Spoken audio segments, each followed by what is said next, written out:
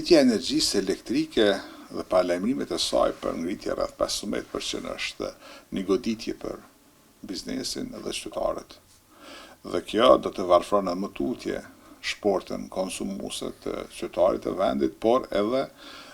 të bizneseve që do të detyrohen të shtrajtojnë shërbimet e veta,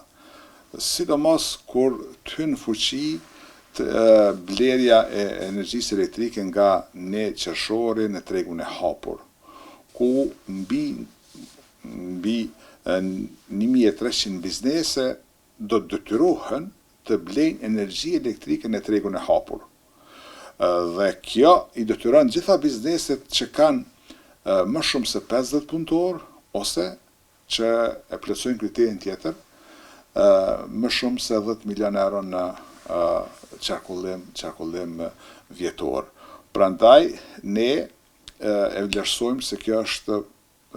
një ngarkesë për biznesin, për prodhuesin, dhe kjo në anën tjetër në fund do t'i fakturohet konsumatorit. Dhe kjo e vlerësojmë që edhe protestat që po paralajmërohen dhe ishin, do duhet që të japin mesazh të qartë institucioneve të shtetit Kosovës, zëres, që të mos ngritin energjinë elektrike dhe tregu i hapur le të jetë i barabartë për gjitha operatorët ekonomik, sepse ne i kena më shumë se 19 operatorë ekonomik të licencuar, por mbi 90% është një operator ekonomik që furnizon gjithë tregun dhe bizneset me energji elektrike. Ende nuk dihet se si do të përdoret infrastruktura ose autostrada energjetike për bizneset që do të detyrohen të dalin të blejnë energji jashtë shtetit. Çfarë kosto do të ketë dhe sa do të kushton ajo. Por nëse bizneset detyrohen ta blejnë energjinë elektrike dikun jashtë, që janë bursat rreth 160 euro për megawatt orë, ata duhet ta shtrajtojnë produktet e veta për shkak të energjisë elektrike mbi 30%. Por mendoj që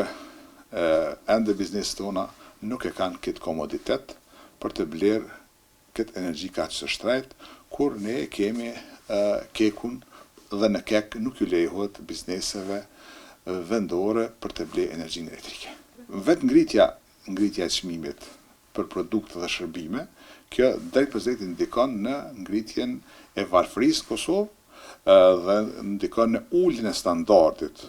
për qytetarët e vendit. Prandaj kërkesat e Aleancës Kosovare të Biznesit ndaj institucioneve shtetërore të Kosovës, edhe nga IZRE-s, edhe nga gjitha ato që janë përgjegjës, janë që të vazhdojnë me tarifat e vjetra, të vazhdojnë bizneset me furnizime qysh kanë qenë më herët, në mënyrë që të i kalohen gjitha këto peripeti dhe gjitha këto vështërsi që mund t'i kenë me furnizim me energji elektrike. Sipas standardeve të Bankës Botërore që bëjnë hulumtime në gjitha vend të botës, nëse energjia elektrike në një vend rritet për 10%,